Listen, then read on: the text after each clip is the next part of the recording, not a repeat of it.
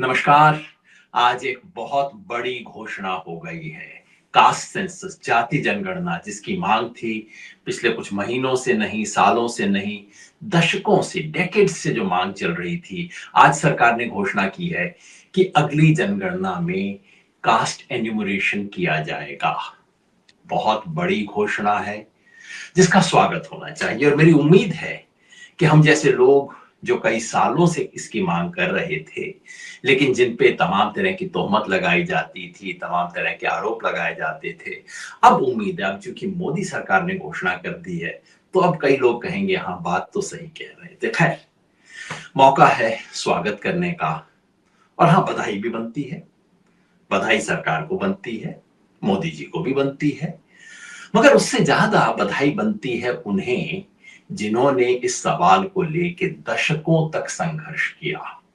1960 के दशक में पिछड़ा पावे सौ में साठ का संघर्ष करने वाला समाजवादी आंदोलन, कर्पूरी ठाकुर की विरासत, परंपरा, और वहां से लेके समाजवादी आंदोलन ने खास तौर पे और सामाजिक न्याय के लिए संघर्ष करने वाला अंबेडकर फुले आंदोलन जो है, जिस आंदोलन ने इस सवाल को उठाया, भूलना नहीं चाहिए हमें शरद यादव जी को, जिन्होंने संसद में बड़ी मुखरता के साथ इस सवाल को उठाया।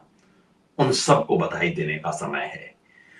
लेकिन ये सब होने के बावजूद कास्ट सेंसस होने वाला नहीं था अगर राहुल गांधी इस सवाल को जिस शिद्दत से उन्होंने पिछले साल भर से उठाया है, अगर वो ना उठाते, इसमें कोई शक नहीं है। आमतौर पे मैं चीजों के लिए व्यक्तियों को श्रेय नहीं देना चाहता, लेकिन इस बात में कोई दो राय नहीं हो सकती कि ये राहुल गांधी की बतौर लीडर ऑफ ऑपोजिशन पहली जीत है। जिस तरह से उन्होंने इस सवाल को उठाया, अपनी पार्टी के अंदरूनी तमाम विरोध थे, तमाम तरह के स्वर थे, बाहर मखौल उड़ रहा था, उसके बावजूद जिस शिद्दत से इस सवाल को उठाया, कंसिस्टेंटली उठाया, उसने मोदी सरकार के पास कोई रास्ता नहीं छोड़ा बजाय इसके कि वो इसकी घोषणा करें। तो ये राहुल गांधी की विजय है, बधाई उनको भी। लेकिन बधाई के साथ साथ पूरी सच्चाई, क्योंकि इसकी घोषणा करते वक्त केंद्रीय मंत्री वैष्णव जी ने अर्ध सत्य बोला। हमेशा वो बोल देते हैं कोई ना कोई आधा सच। उन्होंने कहा है 2010 में धोखा हुआ था, कांग्रेस ने धोखा किया था।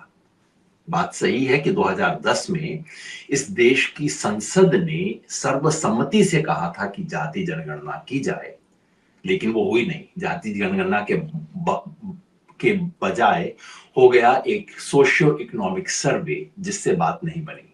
तो एक मौका तो मिस हुआ और उस समय की सरकार उसकी जिम्मेवारी से बच नहीं सकती। लेकिन वैष्णव जी ने असली बात नहीं बताई। 2011 में जो हुआ वो अधूरा हुआ, लेकिन उससे पहले असली और पहला मौका जो खोया गया वो 2001 में था, जब बीजेपी की सरकार थी, अटल बिहारी वाजपेयी जी की सरकार थी। मंडल लागू होने के बाद पहला जनगणना 2001 में थी और उस जमाने के सेंसस के जो रजिस्ट्रार थे, registrar general of census Vijay Shankar उन्नी, उन्होंने लिख कर कहा था कि ये होना चाहिए, कास्ट सेंसस होना चाहिए। और अटल बिहारी वाजपेयी सरकार ने, बीजेपी की तत्कालीन सरकार ने इसे दफना दिया था। तो वैष्णव जी बोले तो पूरा सच बोले, आधा सच मत बोलिए। आधा सच बड़ा खतरनाक होता है। लेकिन बधाई और सच्चाई से ज्यादा बड़ा सवाल है सफाई का। अभी भी हमें कुछ सवाल पूछने की जरूरत है। एक छोटा सवाल, एक बड़ा सवाल और एक सबसे बड़ा सवाल। छोटा सवाल ये कि क्या मोदी सरकार पूरे कास्ट सेंसस के लिए राजी हो गई है? भाषा से तो लगता है, लेकिन अभी भी आपको थोड़ा सावधानी बरतनी पड़ेगी, क्योंकि सरकार एक खेल खेल सकती है। सरकार कह सकती है कि एससी एसटी का एन्यूमरेशन तो हो ही रहा था, हम उसके साथ साथ अब ओबीसी का एन्यूमरेशन और कर देंगे, मगर वो पूरा कास्ट सेंसस नहीं होगा। तो वेट कीजिए सरकार के नोटिफिकेशन का। क्या पूरे कास्ट सेंसस के लिए सरकार तैयार है, एससी एसटी ओबीसी के अलावा बाकी सबका भी? क्योंकि जब तक जनरल का एन्यूमरेशन नहीं होता, तब तक आपको बाकियों का रिलेटिव डेप्रिवेशन, कौन कहां है, कौन किससे कितना आगे है, और जाति के विशेषाधिकार का जब तक इस देश में रिकॉर्डिंग नहीं होती, तब तक बाकी कुछ पता नहीं लगेगा। कास्ट सेंसस अधूरा रहेगा अगर वो नहीं होता। इंतजार कीजिए। उससे बड़ा सवाल ये कि सेंसस में कास्ट एन्यूमरेशन करना जरूरी है, बेहद बड़ा कदम है, लेकिन पर्याप्त नहीं है। सेंसस का कास्ट एन्यूमरेशन आपको शिक्षा के बारे में बताएगा, हर जाति की शैक्षणिक स्थिति बताएगा, हर जाति की आर्थिक स्थिति के बारे में कुछ मोटी जानकारी देगा, कहाँ पे कौन सी संपत्ति है, सिंपल चीजें जैसे एसी, कार, गाड़ी, ये सब घर में है या नहीं है। लेकिन सेंसस कई चीजें नहीं बताता, जिसके लिए अभी भी पूरा एक सर्वेक्षण देश का करना होगा। कास्ट सेंसस ये नहीं बताता कि जमीन किसके पास कितनी है, इस देश का सबसे बड़ा सवाल ये है।